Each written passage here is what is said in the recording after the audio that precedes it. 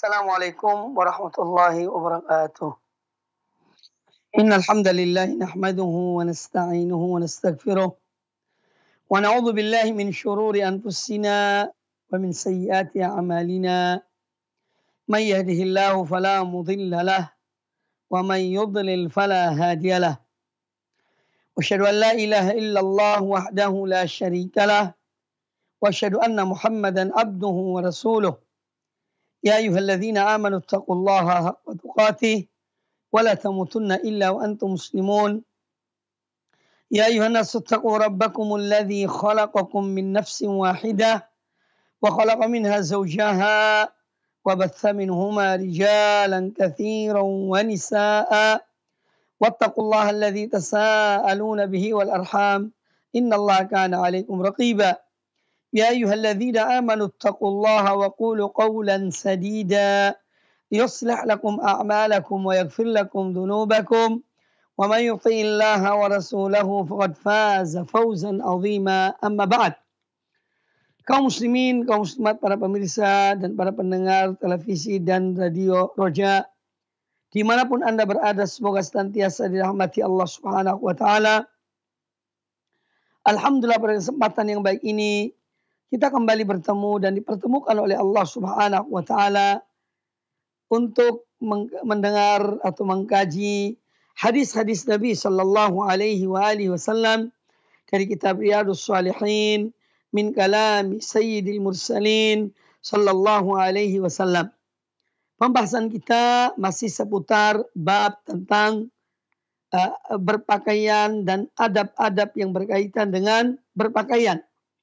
Yang mana ini semua menunjukkan kepada kita betapa mulianya Islam, betapa sempurnanya Islam, karena dia telah mengatur segala sesuatu dari perkara yang paling besar, tauhid dan akidah, sampai kepada perkara yang kecil, semua telah diatur oleh agama kita, yaitu Islam, terutama berkaitan dengan adab-adab yang kita jalani sehari-hari, semuanya telah diatur dan telah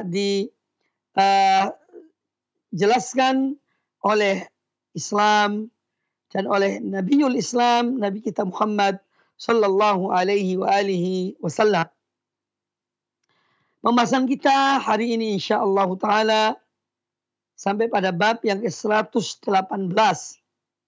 Qala al-Imam An-Nawawi rahimahullah taala, bab istihbabil qamis, bab tentang dianjurkannya memakai gamis, ya.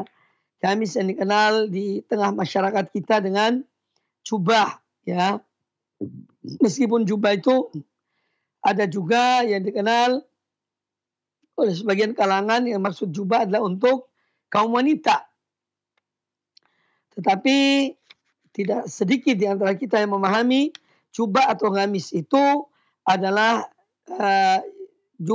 yang dipakai, ya, oleh sebagian kaum muslimin, ya, di saat mereka sholat misalnya atau dalam keseharian mereka, ya.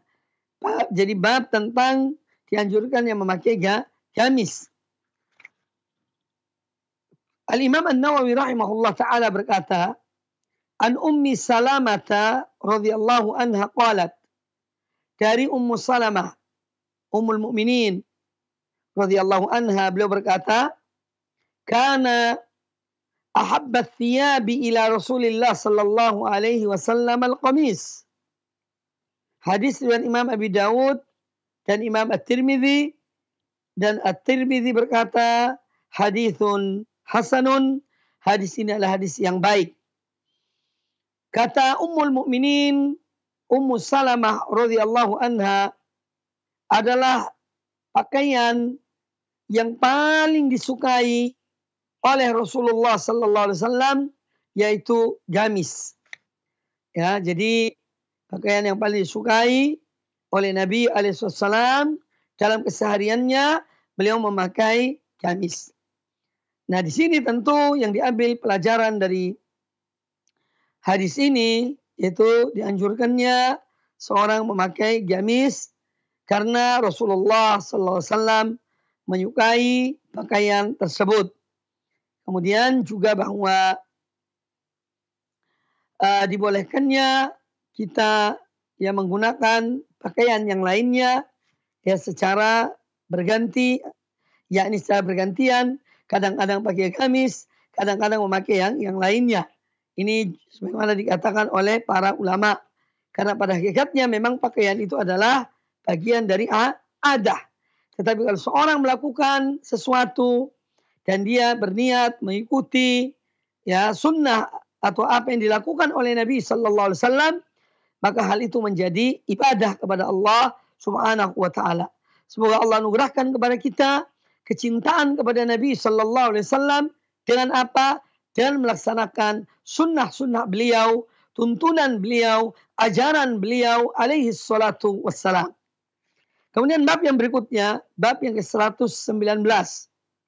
Qala al-Imam An-Nawawi rahimahullah ta'ala, babu sifati tulil qamis wal kam wal izar. Di sini akan dijelaskan tentang seberapa sih panjang gamis Rasulullah SAW atau tangan bajunya, lengan bajunya, dan sarung yang beliau kenakan. Sejauh mana, sepanjang apa yang beliau mengenakannya. Wa tarf al-imama demikian pula ujung dari sorban. Seberapa sih panjangnya? Wa tahrim isbal syai' min dalika ala sabilil khuyala.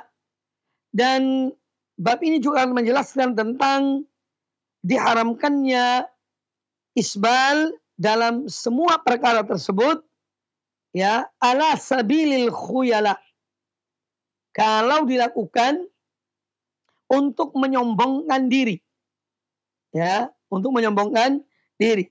Wa karahatihi min ghairi khuyala, dan di sesuatu yang makruh, yang dibenci kalau dilakukan tanpa ada perasaan sombong di dalam dirinya.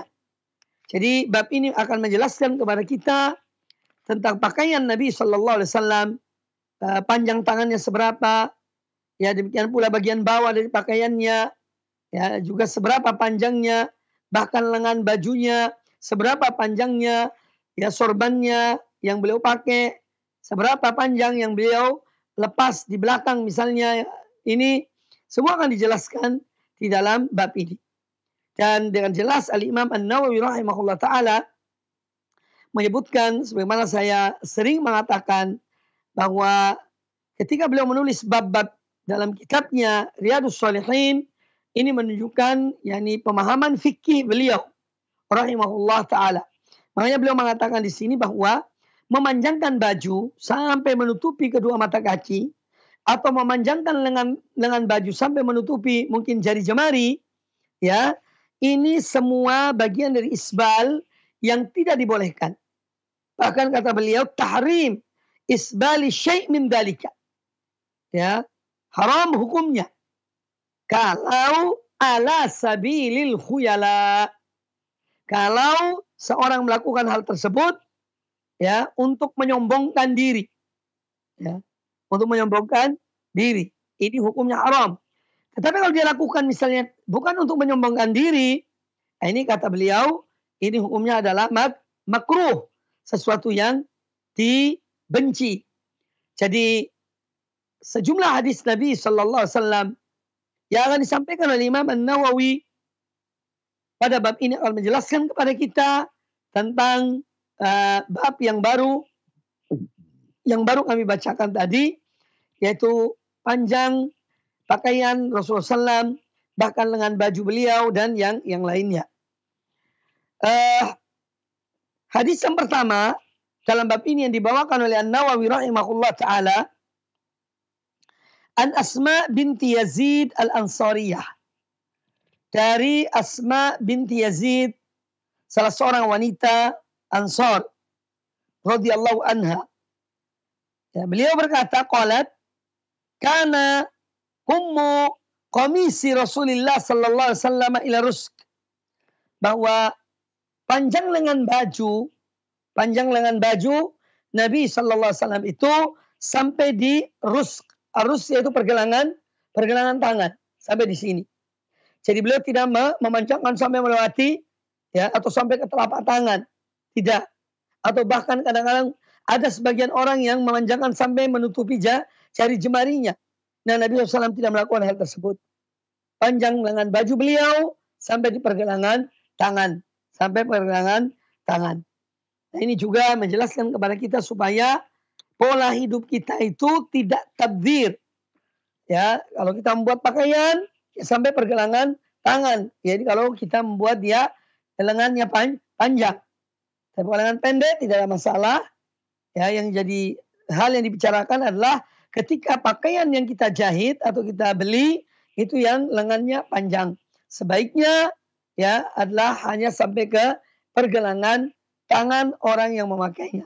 Sebagaimana yang dilakukan oleh Rasulullah Sallallahu Alaihi Wasallam. Ini dalam rangka untuk tidak tabdzir, membuang-buang kain. Juga yang kedua adalah di antara hikmahnya ya ada kaitannya ketika seorang makan. Ya. Terkadang kalau dia makan dan dia tidak melipat lengan bajunya, ini akan mengenai makanan yang akan mengotori lengan bajunya. Maka dari itu apa yang dicontohkan oleh Nabi Sallallahu Alaihi Wasallam itulah yang terbaik. Ya, itulah yang terbaik yang seyogianya kita sebagai orang beriman pada Allah, beriman pada Rasulnya Sallallahu Alaihi Wasallam untuk melaksanakan atau menjadikan beliau sebagai contoh teladan ya di dalam semua hal yang kita jalankan dalam keseharian kita. Kemudian hadis yang berikutnya. Wa an Ibnu Umar radhiyallahu anhuma, dari Abdullah bin Umar radhiyallahu anhuma, anna Nabi sallallahu alaihi wasallam qaal, bahwasanya Nabi sallallahu alaihi wasallam bersabda, man jarra thawbahu khuyala'a lam yanzurillahu ilaihi yaumal qiyamah. Rasulullah SAW bersabda, barang siapa yang memanjangkan pakaiannya sampai menutupi kedua mata kakinya karena kesombongan, karena keangkuhan, maka lam yanzurillahu ilaihi yaumal qiyamah, Allah tidak akan menoleh, Allah tidak akan melihat kepadanya di hari kiamat kelak. Faqala Abu Bakrin, mendengar sabda ini yang disampaikan oleh Nabi Sallallahu Alaihi Wasallam, maka Abu Bakar Siddiq radhiyallahu anhu berkata, ya Rasulullah, wahai Rasulullah, inna izari yastarkhi illa an ata'ahadahu. Wahai Rasulullah, sesungguhnya sarungku, kata beliau, selalu turun. Ya, ketika beliau pakai, ya maka sarung itu turun dengan sendirinya. Ya, kecuali kalau aku betul-betul memperhatikan, mencermati ya sarung tersebut. Faqala lahu Rasulullah sallallahu alaihi wasallam, innaka lasta mimman yaf'aluhu khuyala. Sesungguhnya engkau tidak termasuk orang yang melakukannya karena khuyala, karena kesombongan. Hadis ini diriwayatkan oleh Imam Al-Bukhari dan sebagian diriwayatkan oleh Imam Muslim di dalam Sahih Bukhari dan Sahih Muslim. Nah, di dalam hadis ini Rasul alaihi salatu wassalam menjelaskan tentang hukum isbal.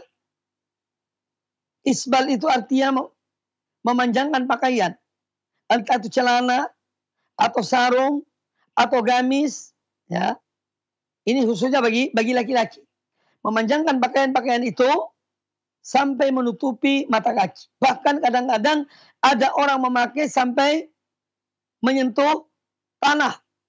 Sarungnya atau celananya atau jubahnya itu sampai mengenai tanah. Ini sebetulnya sesuatu yang dilarang ya oleh Rasulullah sallallahu alaihi wasallam. Bahkan ini ada ancamannya. Ancamannya termasuk dalam kategori dosa besar. Kalau seorang melakukannya disertai dengan kesombongan, keangkuhan untuk menunjukkan ya mungkin kekayaannya atau kehebatannya, maka ini menjadi dosa besar. Min kabairidzunub, dzunub. Yang mana dijelaskan oleh para ulama. Nah, oleh karena itu, Ar-Rasul alaihissalam menyebut tentang Nabi SAW, tentang Allah Ta'ala, ya, tidak akan melihat orang berlakuan demikian. Allah tidak melihat orang ini di hari kiamat. Dalam arti tidak melihat dengan pandangan rahmatnya, kasih sayangnya. Karena pada hakikatnya Allah maha melihat segala sesuatu. Ya. Tapi dalam hadis ini, sebagaimana dijelaskan oleh para ulama, yakni melihat di sini, yakni dengan rahmat dan kasih sayang. Allah tidak melihat pada orang tersebut. Maka dari itu, memanjangkan pakaian, ya, apalagi disertai kesombongan dan keangkuhan, ini termasuk min kabairid dzunub, termasuk dosa yang besar, sebagaimana dikatakan oleh para ulama. Kemudian dari pertanyaan Abu Bakar Siddiq radhiyallahu anhu kepada Nabi sallallahu alaihi wasallam, bahwa terkadang pakaianku ini, sarungku itu turun, ya, turun. Dia tidak tidak bertahan. Kadang-kadang menjadi longgar, ya. Kemudian tuh turun pakaian sampai menutupi mata kaki. Maka dijawab oleh Nabi SAW bahwa engkau tidak termasuk, ya, dari orang-orang yang melakukannya secara khuyala, ya, untuk secara menyombongkan diri. Engkau tidak termasuk. Maka dari itu kata para ulama, kalau seandainya seorang misalnya dia memakai sarung atau celana, ya, yang ternyata suatu saat misalnya ketika dia sedang memakai pakaian itu, tahu-tahunya menurun, ya, sehingga menutupi mata kakinya, ya, tanpa dia menghendaki hal tersebut, ya, tanpa dia menghendaki hal tersebut. Kalau demikian maka dia segera meninggikannya, mengangkatnya, bukan membiarkan celana itu atau sarung itu turun dan menutupi mata kaki seseorang. Makanya kata Nabi SAW kepada Abu Bakar Siddiq, innaka lasta mimman yaf'aluhu khuyala. Sesungguhnya kamu tidak termasuk orang yang melakukannya, ya, dengan kesombongan. Ya. Karena apa? Karena Abu Bakar Siddiq setiap kali kainnya atau izarnya, sarungnya melorot, ya, itu diangkatnya, ditinggikannya. Maka beliau tidak termasuk, ya, dari ancaman dalam hadis ini, sebagaimana dijelaskan oleh Nabi Shallallahu Alaihi Wasallam. Kemudian juga para ulama menyebutkan bahwa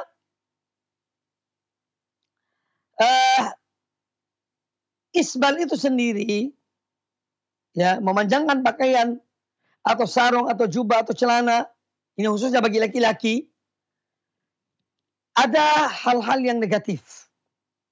Banyak negatifnya. Yang pertama adalah al-israf, yaitu berlebihan di dalam membuat pakaian itu.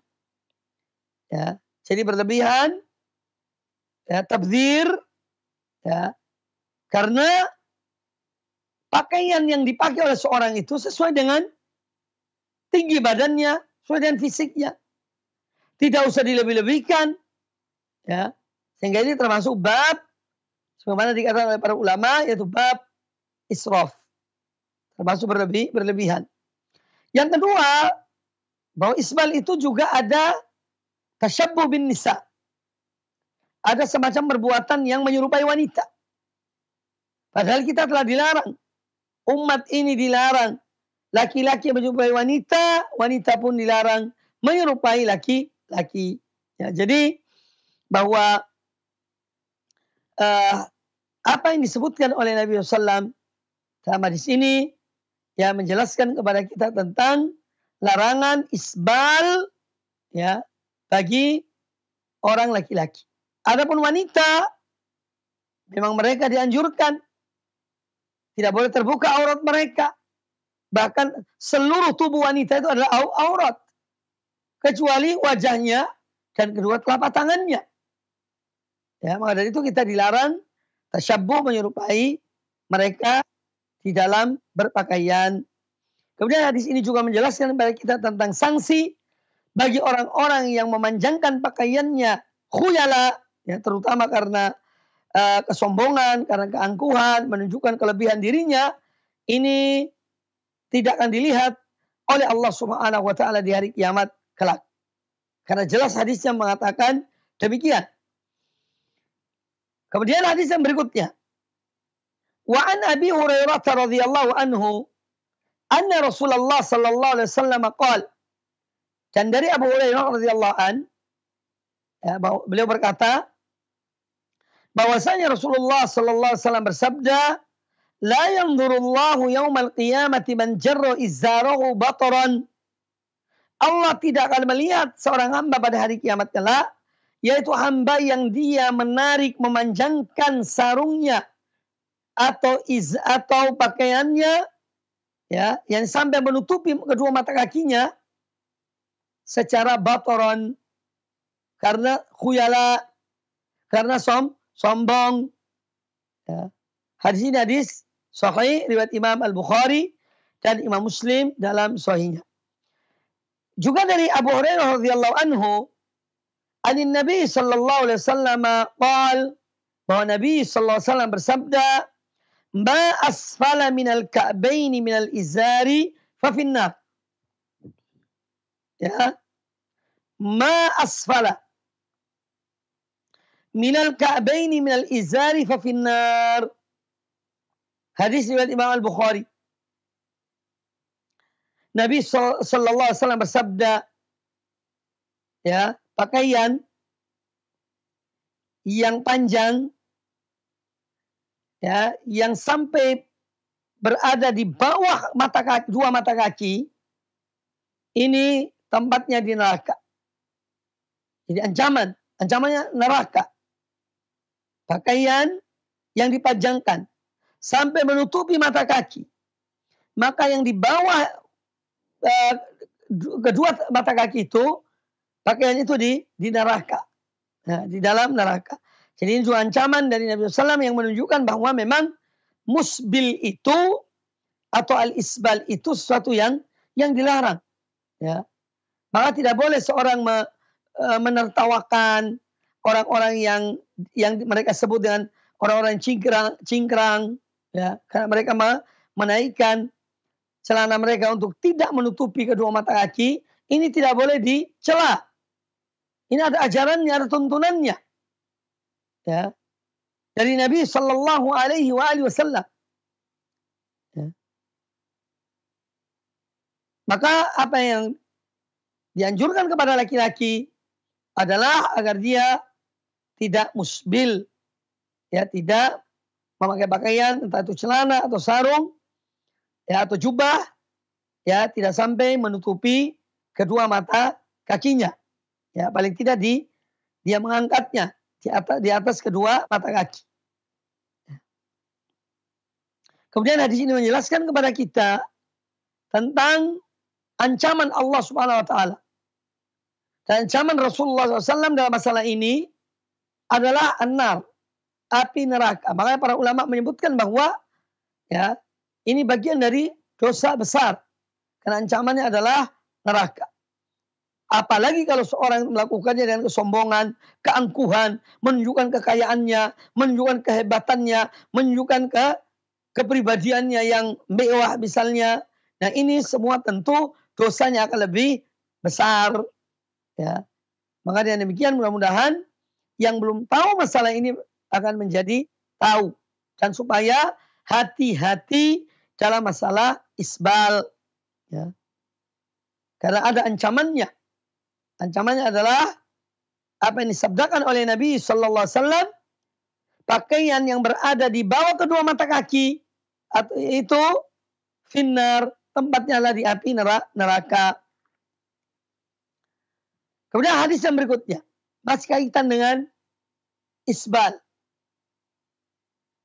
Qala al-Imam An-Nawawi rahimahullah taala wa an Abi Dzar radhiyallahu anhu qala, dari Abu Dzar radhiyallahu anhu beliau berkata, anin Nabi sallallahu alaihi wasallam qala, dari Nabi sallallahu alaihi wasallam beliau bersabda, thalathatun la yukallimuhumullahu yaumal qiyamah.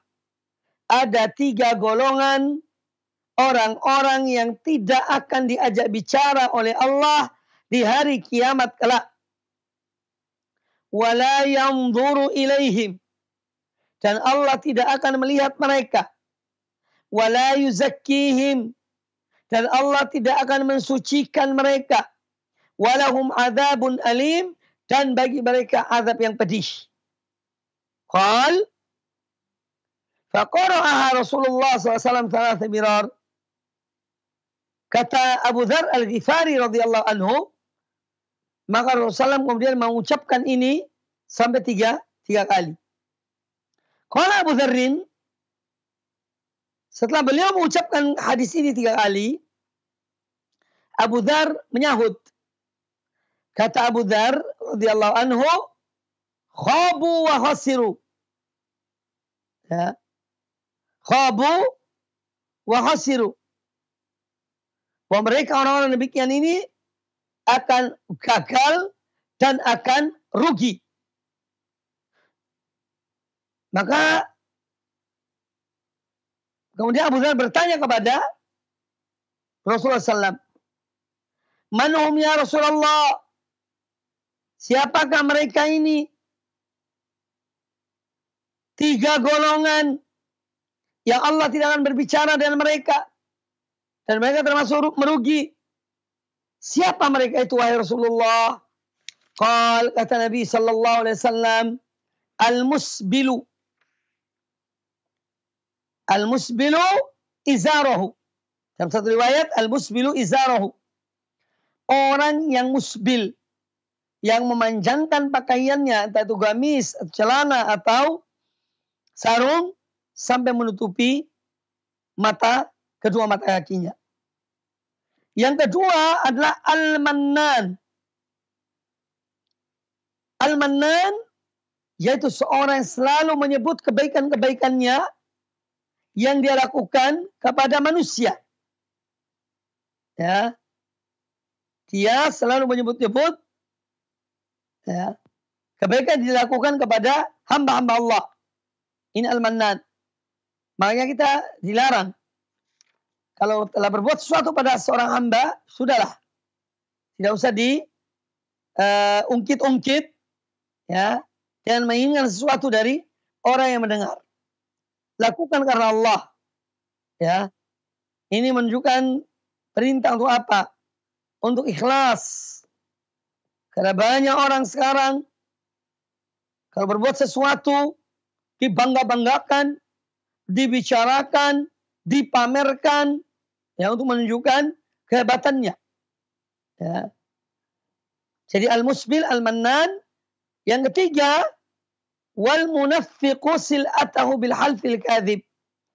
Orang yang dia ketika berjualan, dia ya, berbohong sampai-sampai dengan bersumpah. Ya. Melariskan barangnya dengan cara sumpah. Dan sumpahnya palsu. Ya. Sumpahnya palsu. Nah, ini 3 golongan yang tidak akan dilihat oleh Allah Subhanahu wa taala di hari kiamat kelak. Makanya hadis ini banyak memberikan kepada kita pelajaran. Ya. Yang pertama, bahwa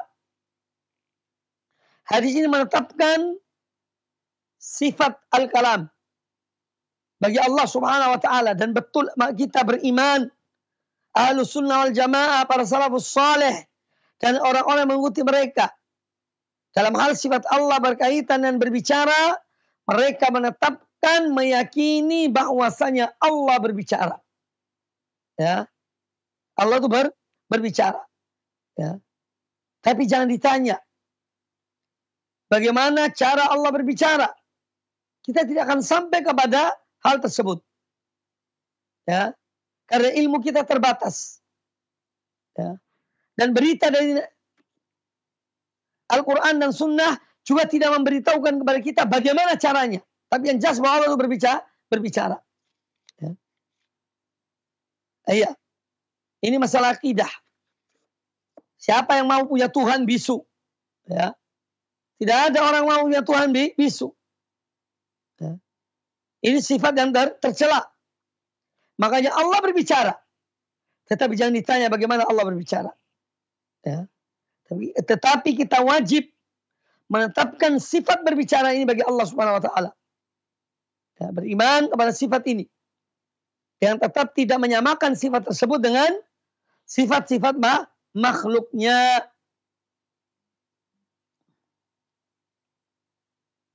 Kemudian hadis ini juga ya, tentu menjelaskan kepada kita tentang sifat Allah tadi, yaitu sifat al-kalam, sifat berbicara, dan berbicara bagi Allah Subhanahu wa taala adalah sifat dzatiyah.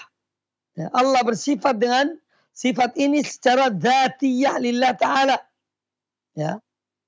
Karena ada sebagian orang yang beranggapan bahwa Allah menciptakan ucapannya di satu tempat kemudian disampaikan kepada yang lainnya. Ya, hasya wa kalla. Ini adalah pendapat yang salah, pendapat yang keliru. Allah berbicara.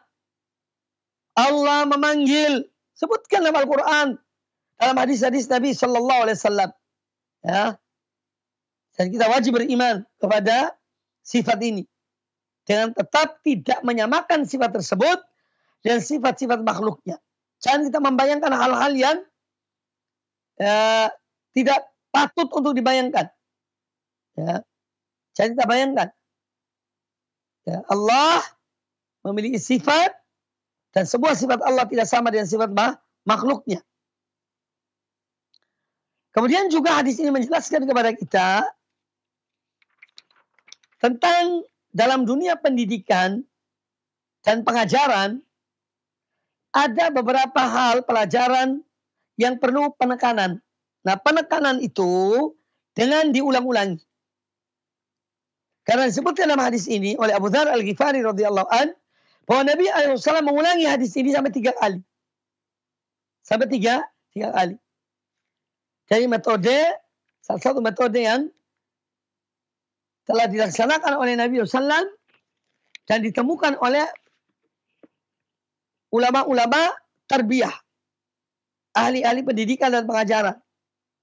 Ya, bahwa untuk memantapkan satu statement itu adalah dengan mengulang-ulangi. Ya. Makanya kita di kelas misalnya ngajar, ya kita mengulang-ulangi suatu hal yang perlu ditekankan supaya betul-betul merasuk dalam hati peserta didik, ya, dan dia memahami apa yang dia dengar. Kemudian juga hadis ini menjelaskan tentang bolehnya kita berdoa kepada Allah Ta'ala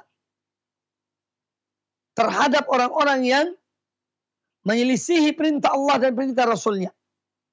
Ya. Sebagaimana Abu Dzar mengatakan, khabu wa khasiru. Mereka, yani semoga mereka itu rugi. Semoga mereka itu gagal. Ya. Nah, ini doa terhadap orang-orang yang menyelisihi tuntunan Allah dan Rasulnya Sallallahu Alaihi Wasallam. Ya. Jadi ini hal yang dibolehkan. Tetapi tentu dalam berdakwah, seyogyanya orang yang berdakwah itu dia dengan lemah lembut, dia mengajak para hamba Allah untuk kembali kepada Allah, untuk kembali kepada tuntunan Nabi Sallallahu Alaihi Wasallam dengan cara yang hikmah, dengan cara yang baik, dengan santun, dan kalimat-kalimat dan ucapan-ucapan yang baik, bukan dengan ucapan-ucapan yang jelek. Ya, karena ini bukan bagian dari tuntunan Nabi Sallallahu Alaihi Wasallam. Dan beliau Alaihi Wasallam adalah orang yang sangat jauh dari ucapan-ucapan yang jorok, ucapan-ucapan yang kotor. Nabi SAW tidak pernah mengucapkan kalimat-kalimat yang tidak sepatutnya diucapkan. Alaihi salatu wassalam. Ini karena adab beliau, akhlak beliau yang demikian mulianya. Ya. Maka dari itu, dalam hal penggunaan kata atau kalimat, seyogyanya kita menggunakan kalimat-kalimat yang baik. Apalagi di dalam berdakwah kepada Allah Subhanahu wa taala. Islam ini tidak tersebar dengan lisan yang buruk. Islam tersebar dengan kalimat-kalimat yang indah. Kalam Allah Subhanahu wa taala, ucapan-ucapan Allah Subhanahu wa taala. Islam tersebar dengan kebaikan. Dengan kalimat-kalimat yang baik, kalimat-kalimat yang mulia. Itu Islam, ya, tersebarnya Islam. Oleh karena itu kaum muslimin rahimani wa rahimakumullah, ya, terutama para duat ilallah, para dai yang mengajak manusia kepada Allah, jaga lisannya. Ya, jaga lisan. Dalam mengucapkan kalimat, dalam mengatakan suatu kalimat, menyampaikan dakwah ini, hendaknya dengan kalimat-kalimat yang baik. Terkadang ada orang yang jijik mendengar kalimat kita. Kalau kita ucapkan dengan tidak sepatutnya. Oleh karena itu jaga lisan, ucapkan kalimat-kalimat yang baik. An-Nabi alaihissalam tidak pernah dalam hidupnya mengucapkan satu kata pun yang buruk. Satu kata pun yang jorok. Sallallahu alaihi wasallam. Ya. Maka beliau adalah contoh. Ya, beliau adalah contoh teladan. Kadang-kadang kita jumpai, kita dengar, ya, ada sebagian orang dalam ceramah mereka, ya, ini dan kalimat-kalimat yang tidak sepatutnya diucapkan, tidak layak, ya, untuk diucapkan dengan lisannya. Nah, oleh karena itu menjaga lisan, apalagi dalam berdakwah kepada Allah Subhanahu wa taala, ini adalah sesuatu yang kita dianjurkan. Kita diperintahkan oleh Allah Subhanahu wa taala. Wa qulu lin-nasi husna, dan ucapkanlah kepada manusia dengan kalimat yang baik. Kemudian hadis ini juga menjelaskan kepada kita tentang apa yang dengannya atau karenanya Imam An-Nawawi rahimahullah ta'ala memasukkan hadis ini dalam bab tentang larangan isbal. Yaitu dilarangnya seorang memanjangkan pakaiannya. Ya, seorang laki-laki, entah itu baju, jubah, atau celana, atau sarung, ya, sampai menutupi kedua mata kakinya. Karena ancamannya jelas. Ancamannya jelas. Apalagi kalau karena didorong oleh kesombongan, oleh keangkuhan. Kemudian juga kita dilarang bagi seorang pedagang untuk melariskan barangnya dengan sumpah palsu. Ya. Dan sumpah yang tidak benar. Karena kadang-kadang ada orang, ya, karena tamaknya kepada dunia, dia ingin supaya barangnya cepat laku, maka barang yang jelek dia katakan bagus. Bahkan sampai bersumpah, wallahi barang ini bagus. Demi Allah barang ini berkualitas. Padahal jelek. Padahal tidak berkualitas. Ya. Ini termasuk perbuatan yang diharamkan oleh Islam. Ya. Seorang penjual yang jujur itu, ya, akan diberkahi hartanya oleh Allah Ta'ala. Dan diberkahi jual belinya. Maka dari itu, hendaklah seorang yang menjadi seorang pedagang, jadilah pedagang yang shadik, yang jujur. Ya, mengatakan apa adanya. Kalau barangnya berkualitas, katakan barangnya berkualitas. Kalau barangnya di kelas menengah, katakan kelas menengah. Kalau barangnya itu jelek, katakan ini barang ini jelek. Ya. Toh rezeki Allah yang memberikan. Ya. Mengapa kita harus tergesa-gesa untuk mendapatkan rezeki Allah Ta'ala sampai dengan cara menipu? Sampai dengan cara berbohong. Bahkan bersumpah dengan menyebut nama Allah dalam berbohong. Ini adalah perbuatan yang jelek. Maka dari itu kejujuran dalam berniaga, ini yang akan mendatangkan keberkahan. Akan mendatangkan keberkatan bagi harta orang yang berniaga tersebut.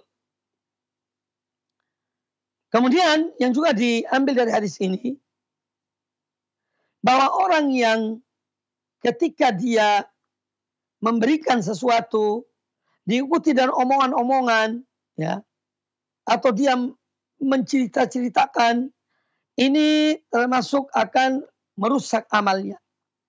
Akan merusak pahala amal orang yang melakukan demikian. Ya. Jadi ada sebagian ulama mengatakan al-mannan, yaitu orang yang ketika dia memberikan sedekah, diikuti dengan kalimat-kalimat yang tidak baik. Kalimat-kalimat yang menyakitkan hati orang yang diberikan. Nah, ini dapat menggugurkan sedekah tersebut. La tubtilu sadaqatikum bil manni wal adha. Allah Ta'ala mengatakan, ya, kepada kaum mukminin, wala tubtilu sadaqatikum bil manni wal adha. Janganlah kalian membatalkan pahala ganjaran sedekah-sedekah kalian dengan, ya, ucapan-ucapan dan menyakitkan orang yang diberikan sedekah itu. Ya. Tapi berikanlah dengan baik dan ikhlas dan kata-kata yang baik, maka ini akan memperbesar pahala orang yang memberikan sedekah tersebut. Kemudian hadis yang berikutnya. Wa an Ibnu Umar radhiyallahu anhuma qala, anin Nabi sallallahu alaihi wasallam qala, dari Abdullah bin Umar radhiyallahu anhuma, kata beliau dari Nabi sallallahu alaihi wasallam, kata beliau, al-isbalu fil izar wal qamis wal imamah, bahwa larangan isbal itu, ya, yang membuat sesuatu lebih dari yang semestinya berkaitan dengan pakaian. Isbal itu mencakup isbal dalam izar, sarung, wal qamis, jubah, wal imamah, dan sorban.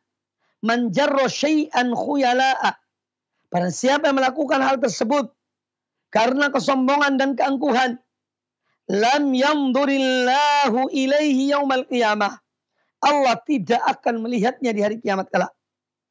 Na'udzubillah.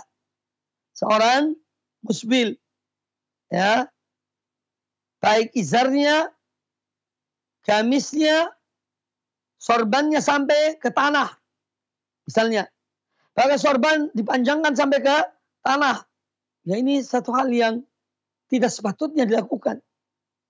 Ya, ini berlebihan. Israf yang dilarang oleh Allah Ta'ala. Jadi israf itu dalam banyak hal yang dilarang. Tidak hanya makan dan minum. Ya. Tapi ada juga jenis-jenis israf yang lainnya yang kita dilarang oleh Allah Ta'ala. Walaupun Allah menyebutkan, kulu washrabu wa la tusrifu, makanlah, minumlah, dan jangan kalian berlebihan. Ya.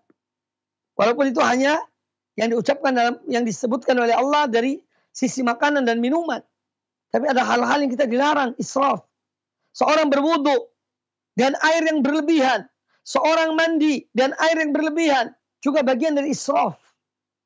Bagian dari israf. Yang dilarang oleh Allah. Dilarang oleh Rasulnya Sallallahu Alaihi Wasallam. Termasuk dalam hal ini adalah membuat pakaian. Memanjangkannya sampai berlebihan. Padahal kainnya bisa digunakan untuk yang lainnya. Ya, jadi ini yang harus kita pahami tentang apa yang diajarkan oleh Rasulullah Sallallahu Alaihi Wasallam kepada kita berkaitan dengan pakaian.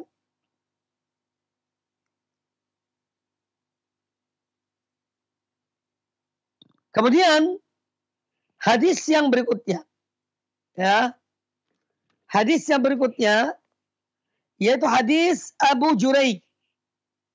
Hadis Abu Jurai bin Sulaim radhiyallahu anhu. Qala al-Imam An-Nawawi rahimahullah ta'ala. Wa an Abi Jurai Sulaim radhiyallahu anhu qala. Wa an Abi Jurai bin Sulaim radhiyallahu anhu qala. Dari Abu Jurai bin Sulaim, semoga ridha Allah atas beliau, qala, beliau berkata, Ra'aitu rajulan yasdurun nasu an ra'yihi. Aku melihat seseorang yang mana orang-orang itu datang kepadanya, mengambil pendapatnya. La yaqulu syai'an illa sadaru anhu. Tidaklah orang ini mengucapkan sesuatu, melainkan diambil oleh orang yang mendengarnya. Ya. Dan disampaikan kepada yang lainnya. Qultu, man hadha? Ketika melihat orang ini, orang tersebut, kata Abu Jurai radhiyallahu anhu, aku berkata, man hadha? Siapa orang ini? Qalu, para sahabat menjawab, Rasulullah sallallahu alaihi wasallam. Orang ini adalah Rasul utusan Allah sallallahu alaihi wasallam. Jadi orang ini yang banyak didatangi oleh manusia, mereka mengambil darinya, menjadikan ucapannya sebagai pegangan mereka. Orang ini adalah Rasulullah sallallahu alaihi wasallam. Kemudian kata Abu Jurai, qultu. Abu Jurai datang kepada Nabi SAW dan mengatakan kepada beliau, setelah mengetahui bahwa beliau adalah Rasul utusan Allah. Qultu alaikassalamu ya Rasulullah. Marratain. Aku katakan, aku ucapkan, ya, semoga salam sejahtera atasmu, wahai Rasulullah. Beliau mengucapkan 2 kali. Qala taqul alaikassalam. Kata Nabi alaihissalam, jangan kamu mengatakan alaikassalam. Ya. Kenapa? Kata Nabi alaihissalam, alaikassalamu tahiyatul mauta. Karena ucapan alaikassalam ini adalah ucapan salam untuk kepada orang mati. Qul, tetapi katakanlah assalamu alaika. Katakanlah, ucapkanlah assalamu alaika. Kalau tadi Abu Jurai mengatakan alaikassalam, ditegur oleh Nabi SAW. Ya, yang tepat adalah kamu mengucap assalamu alaika. Qal, kata Abu Jurai radhiyallahu anhu, Rasulullah, aku bertanya kepada beliau, apakah kamu Rasulullah Allah? Qala ana Rasulullah. Dijawab oleh Nabi sallallahu alaihi wasallam. Kata beliau, aku adalah Rasul utusan Allah. Alladhi idza asabaka durrun fada'awtahu kashafahu anka. Mana Allah itu adalah zat. Apabila sesuatu berdoa memohon kepadanya, niscaya dia akan menyingkap darimu sesuatu madarat, sesuatu keburukan yang menimpa tersebut. Wa idza asabaka musanatin, dan Allah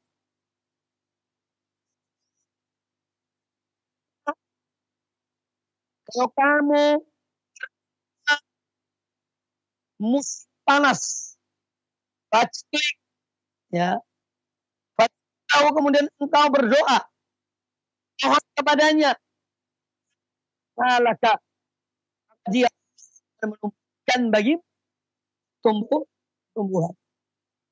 Wa idza tabi ardi faqrin au fasin, dan apabila engkau berada di sebuah pasir yang tandus, ya, fahinatuka, dan kendaraanmu,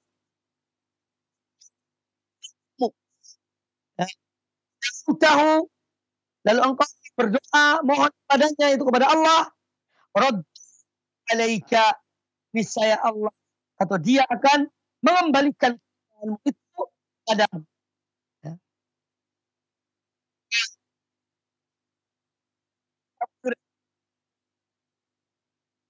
Qultu i'had layya,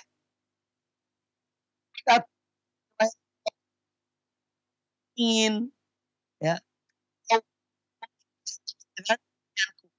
yani beliau membaiat Nabi sallallahu alaihi wasallam.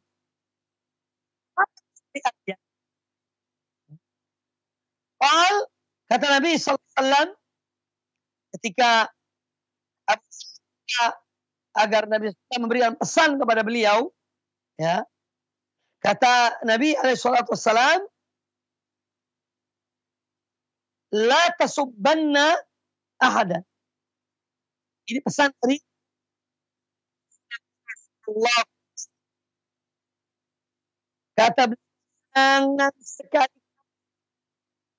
kamu memaki-maki, mengata-ngatai seseorang. Subhanallah. Ajaran Rasulullah SAW. Jangan sekali-kali kamu mengata-ngatai, kamu memaki-maki seorang. Ya. Fama sababtahu. Kata Abu Jurair anhu, maka semenjak itu tidak pernah sekalipun aku mengata-ngatai hurran, seorang yang merdeka, wala abdan, seorang yang budak, wala ba'iran wala syatan, bahkan aku tidak pernah mengata-ngatai kepada ba'ir, yaitu unta, dan syat.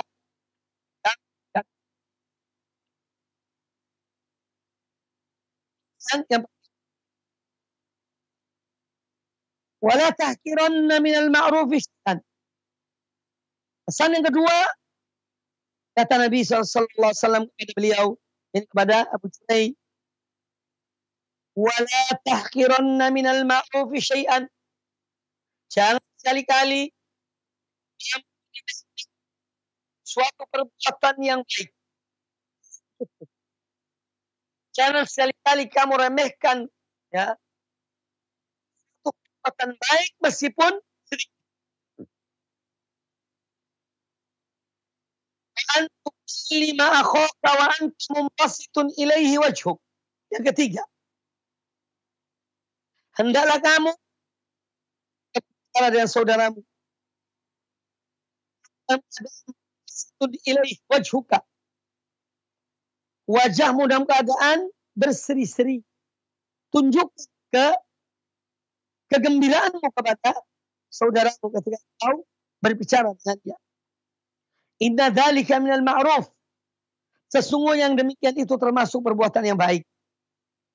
Lalu kata Nabi alaihissalam, warfa izaraka ila nisfis saq. Angkatlah sarungmu, tinggikanlah sarungmu sampai setengah betis. Ya. Fa in abaita ilal ka'bain. Kalau kamu enggan, ya, ini mengangkat, meninggikan sarungmu sampai setengah betis, fa ilal ka'bain, maka sampai ke batas mata kaki. Wa iyyaka wa isbal al-izar fa innaha al-khilati. Hati-hati kamu, waspada kamu dari memanjangkan sarung dan menurunkannya sampai menutup kedua mata kaki. Fa innaha minal makhilati, karena perbuatan itu termasuk perbuatan kesombongan. Wa innallaha la yuhibbul makhilah, dan sungguhnya Allah tidak menyukai perbuatan sombong itu. Perilaku sombong dan angkuh tidak disukai oleh Allah Ta'ala.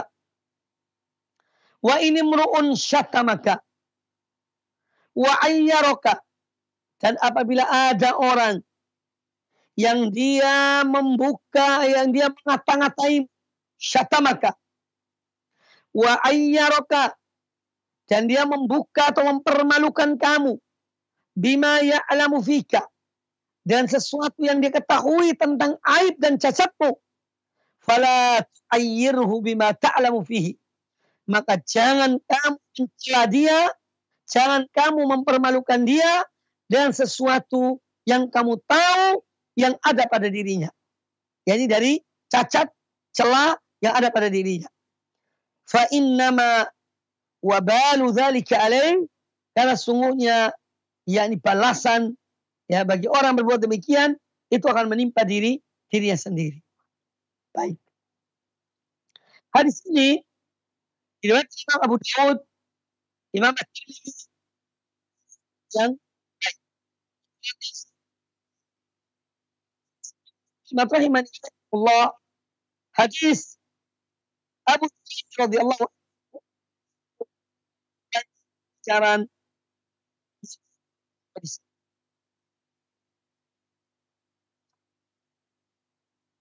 indahnya Rasulullah sallallahu alaihi wasallam. Pada beliau dan yang bimbingan tidak hanya tapi juga untuk sebagai umat ya, yang meneruskan ya, dalam menjalankan agama Allah Subhanahu wa taala. Hadis Abu Hurairah radhiyallahu anhu ini menjelaskan kepada kita tentang kedatangan beliau di dengan tinggal Nabi sallallahu alaihi wasallam. Sehingga beliau melihat ya,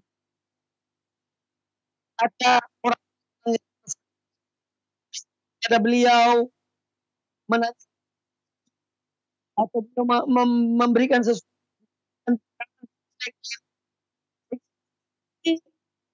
ya, penasaran siapa sih orang ini ya, yang mana dia tuh setiap orang datang kepada beliau, datang kepadanya bertanya atau mengambil sesuatu darinya berupa ilmu, pembicaraannya, petua-petuanya dijadikan pegangan oleh mereka. Kemudian bertanya kepada ya, siapa mana? Kata para sahabat, dia adalah qalu Rasulullah.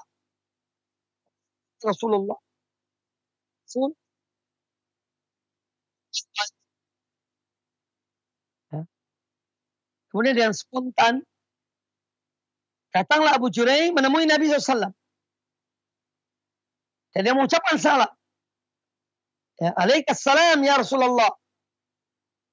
Alaikassalam ya Rasulullah.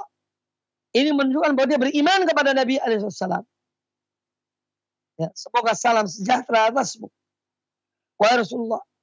Nah, ini menunjukkan bahwa ketika seorang Muslim bertemu dengan saudaranya, ya, dia mengucapkan salam kepada saudaranya. Ya, namun di sini Nabi SAW meluruskan salam yang diucapkan oleh Abu Jurai radhiyallahu anhu ketika dikatakan alaikassalam. Kata Nabi SAW, jangan kamu katakan alaikassalam, tapi katakanlah assalamu alaika. Ya, jadi yang patut kita ucapkan ketika salam itu adalah mendahulukan salamnya. Assalamu alaika, assalamu alaikum. Ya, makanya kita dalam salam-salam kita sehari-hari kita dahulukan assalamualaikum. Kata salam duluan. Assalamualaikum, assalamualaikum, assalamualaikum misalnya. Warahmatullahi wabarakatuh. Jadi di antara adab seorang bertemu dengan saudaranya adalah mengucapkan salam. Jadi kata-kata yang lain itu dikemudiankan. Kadang-kadang kita itu ketika bertemu seseorang yang kita dahulukan kata-kata ahlan wa sahlan. Ya. Padahal salam lebih didahulukan. Baru kemudian kita mengatakan ahlan wa sahlan. Atau kata marhaban. Ya. Jadi ucapan salam dulu. Assalamualaikum warahmatullahi wabarakatuh. Assalamualaikum. Ini antara adab ketika bertemu. Kemudian Abu Jurai bertanya kepada Nabi sallallahu alaihi wasallam tentang beliau. Ya. Kata Abu Jurai, anta Rasulullah. Apakah kamu ini Rasulullah? Kata beliau, iya. Kata beliau sallallahu alaihi wasallam, ana Rasulullah. Aku adalah Rasul utusan Allah. Kemudian Nabi SAW menjelaskan tentang Allah dan segala keagungannya, kebesarannya, keesaannya. Siapa Allah itu? Dijelaskan oleh Nabi SAW tentang Allah Ta'ala dan segala kebesaran dan keagungannya, ya, kekuasaan dan keperkasaannya, Jalla Jalaluhu. Kata Nabi SAW, Allah itu ya, Kalau kamu tertimpa suatu hal yang jelek, hal yang buruk, yang kamu tidak menghendakinya, lalu kamu berdoa kepada Allah, maka dia akan menyingkap hal tersebut. Dia akan menghilang. Ini ajaran tauhid yang diajarkan oleh Nabi Sallallahu Alaihi Wasallam. Ya, makanya seorang kalau kena musibah, tidak usah banyak mengadu pada manusia. Ya, jangan mengadu kepada manusia. Ya, mengadulah kepada Allah Azza wa Jalla. Dan berdoa kepadanya. Toh Allah Maha mengetahui. Ketika musibah itu menimpamu, Allah tahu musibah itu. Yang menimpa diri seseorang. Maka dari itu mintalah kepada dia. Zat yang Maha mengetahui. Zat yang mentakdirkan segala sesuatu. Ya. Mohon pada Allah. Idza asabaka durrun, apabila hal yang jelek yang menimpa kamu, fad'autahu, kemudian kamu mohon kepadanya, maka dialah yang akan menyingkapnya. Oleh karena itu kita sebagai orang-orang beriman pada Allah Ta'ala, ya, kita hanya mohon pada Allah. Ketika kita melihat dalam realita, dalam apa yang kita hidup di saat ini, ada yang wabah, ya, maka kita mohon pada Allah Ta'ala siang dan malam, minta pada Allah agar Allah mengangkat wabah ini. Tidak usah banyak mengeluh, ya, tapi mohonlah pada Allah. Ya, tidak usah minta kepada orang mati. Minta kepada zat yang maha hidup, yaitu Allah Subhanahu wa Ta'ala. Dia yang maha kuasa untuk mengangkat wabah ini. Ya. Jadi yang diajarkan oleh Nabi Sallallahu Alaihi Wasallam kepada Abu Jirai tentang akidah. Orang ditimpa oleh musibah atau mengadu pada manusia,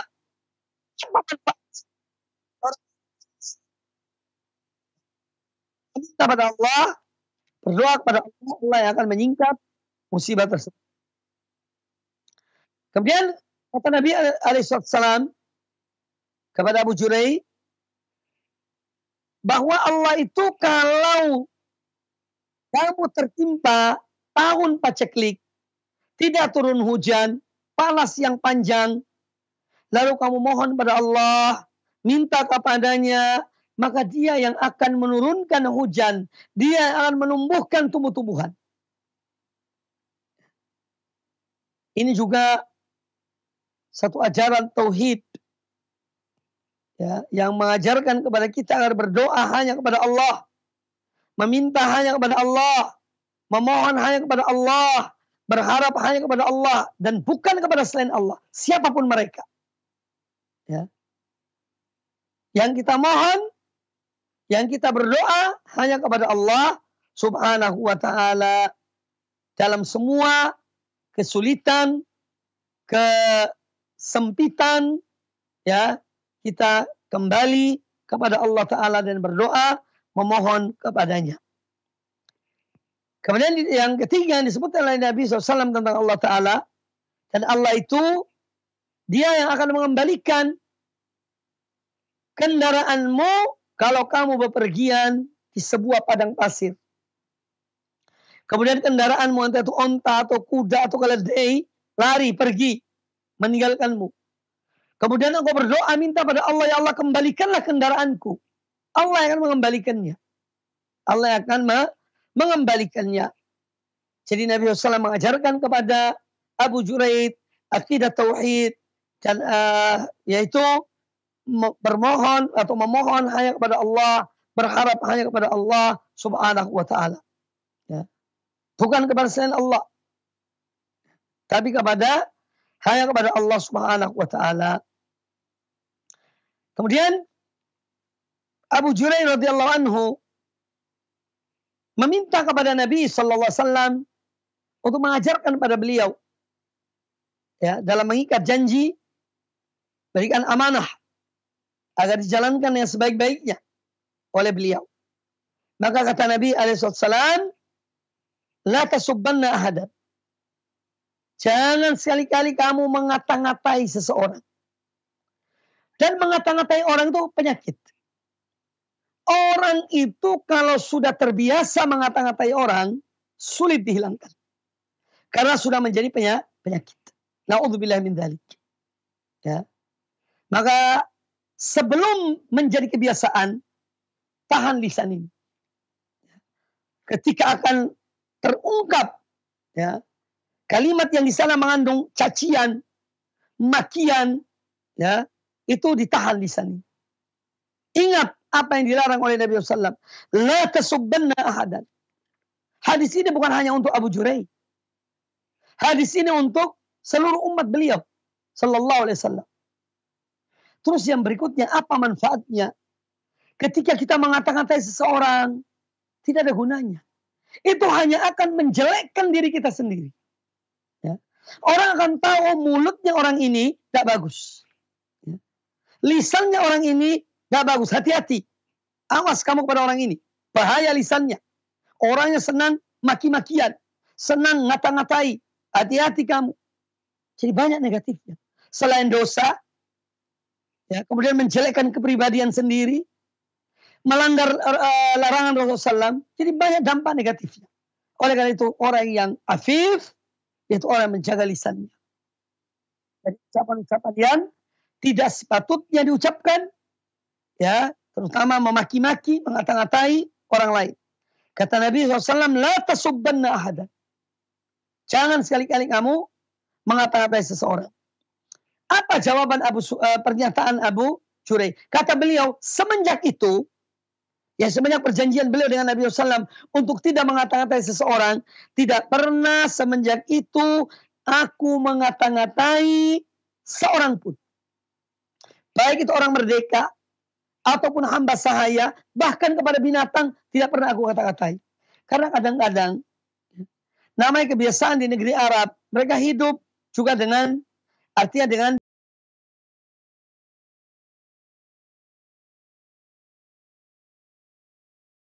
dalam peternakan kambing.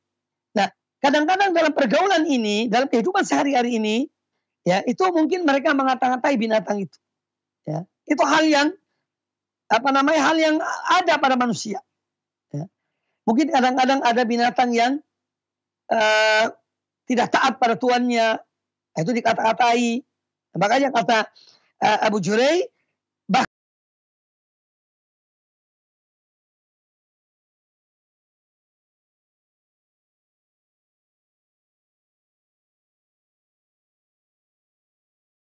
aksi keseharian yang ada pada kehidupan mereka. Ya. Kita pun kadang-kadang begitu. Kalau kita mungkin punya binatang, ya, kucing, kadang-kadang disuruh makan, tidak mau makan, atau yang lainnya, yaitu kadang-kadang ada kalimat-kalimat yang kurang baik yang kita katakan kepada binatang tersebut. Jadi ini semacam itulah. Maka semenjak itu kata Abu Jurai, semenjak dilarang oleh Nabi SAW, aku tidak pernah mengata-ngatai baik orang merdeka, baik budak hamba sahaya, bahkan kepada binatang sekalipun, tidak pernah aku mengata-ngatai. Ini menunjukkan betapa para sahabat itu akan kesetiaan mereka dan ketaatan mereka kepada Nabi Sallallahu Alaihi Wasallam. Ya, ada larangan, langsung mereka berhenti, ya, untuk mengerjakannya. Maka di situ keistimewaan mereka para sahabat. Tidak seperti kita. Ya, bicara lain, perbuatan lain. Ceramah lain, perbuatan lain. Na'udzubillah. Semoga Allah menutup aib-aib kita dan mengampuni dosa-dosa kita. Ya. Itu yang kita harapkan dari Allah Ta'ala dan rahmatnya dan kasih sayangnya. Punya banyak hal-hal yang kita sedang melanggar dari apa yang kita ucapkan. Ya. Tapi semoga Allah mengampuni. Semoga Allah menutupi, ya, kita semuanya. Kemudian berikutnya bahwa di sini menjelaskan kepada kita tentang apa yang diwasiatkan atau dinasihati oleh Nabi SAW kepada Abu Jurai, yaitu jangan menggampangkan perbuatan baik, walaupun sedikit, walaupun dalam pandangan kita itu kecil, jangan kita gampangkan, jangan kita remehkan, ya. Tapi berbuatlah. Nah di sini artinya apa? Supaya seorang hamba, seorang mukmin itu selalu berbuat baik. Walaupun kecil. Ya, walaupun kecil. Walaupun sedikit. Ya. Jangan kita remehkan. Kadang-kadang seorang diselamatkan oleh Allah Ta'ala setelah imannya pada Allah dan perbuatan yang sedikit. Bukankah seorang wanita yang disebutkan dalam hadis riwayat Imam Bukhari dan Imam Muslim, seorang wanita dari Bani Israel yang dia adalah seorang pelacur. Kemudian dia memberikan minuman kepada seorang anjing yang kehausan. Dia mengambil dengan sepatunya. Allah mengampuni dosanya. Jadi kadang-kadang ada perbuatan yang kita lakukan mungkin tanpa kita sadari, ternyata itu penyebab seorang mendapatkan ampunan Allah Subhanahu wa Ta'ala. Oleh karena itu Nabi SAW mewasiatkan kepada Abu Junaih, jangan kamu remehkan yakni perbuatan-perbuatan baik walaupun kecil, walaupun sedikit.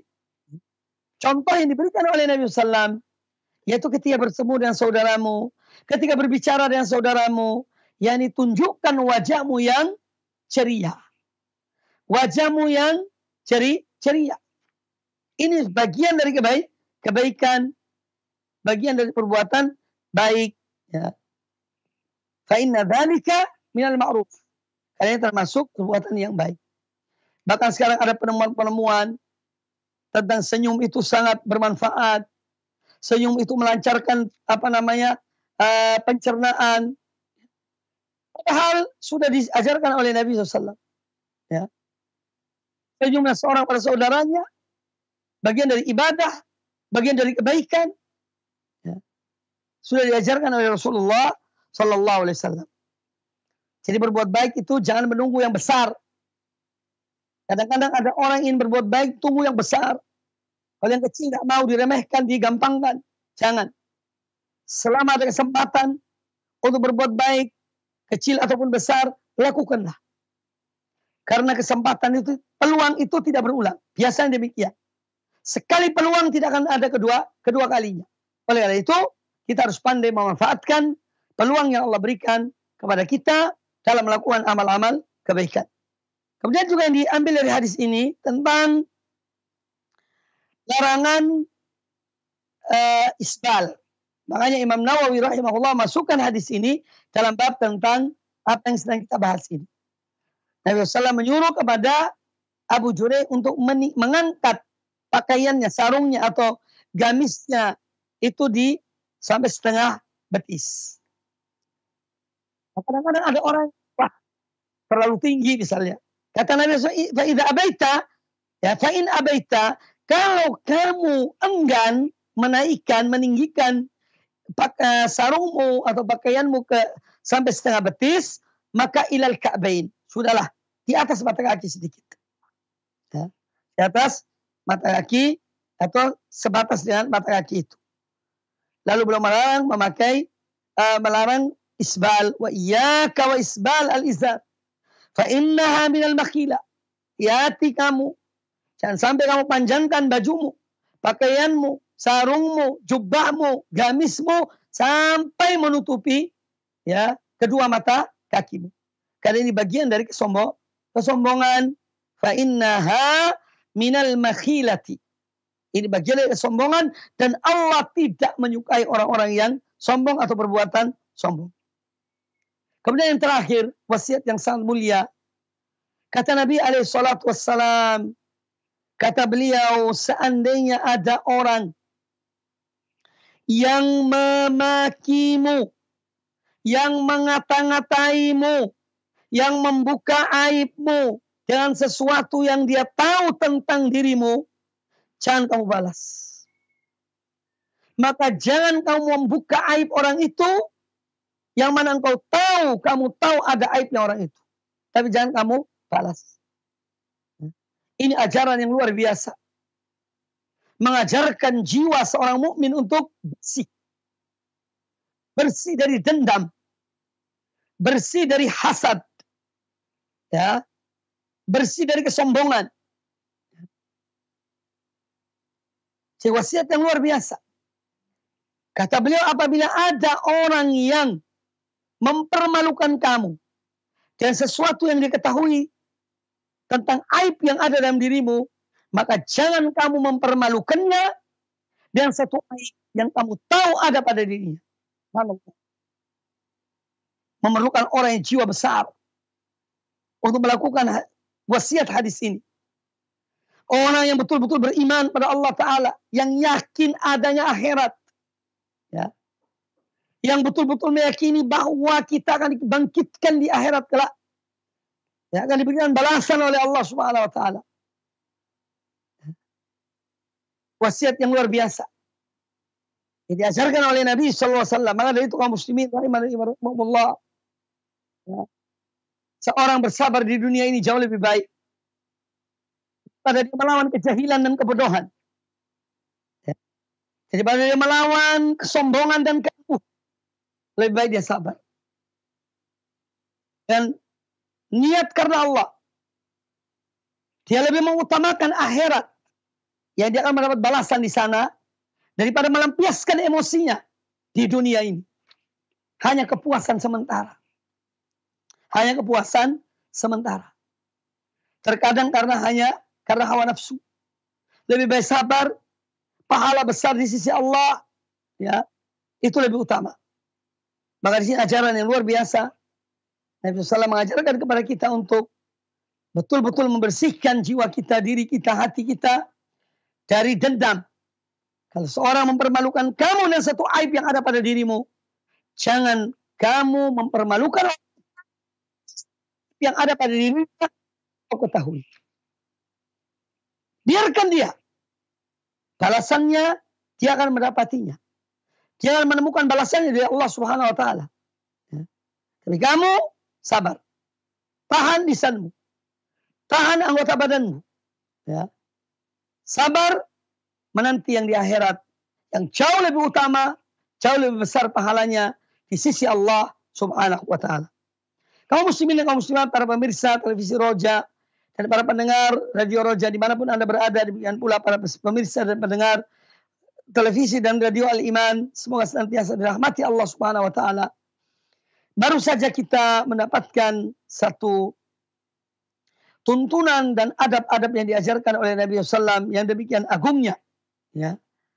Maka ini sebagai bukti nyata, ya, akan keluhuran Islam dan ajarannya yang diajarkan oleh Nabi Sallallahu Alaihi Wasallam, mencakup seluruh aspek kehidupan, dari permasalahan yang terbesar sampai hal-hal yang kecil yang kadang-kadang kita remehkan, kita gampangkan, ya, kita tidak peduli, padahal memiliki nilai yang tinggi, nilai yang besar di sisi Allah Subhanahu Wa Ta'ala.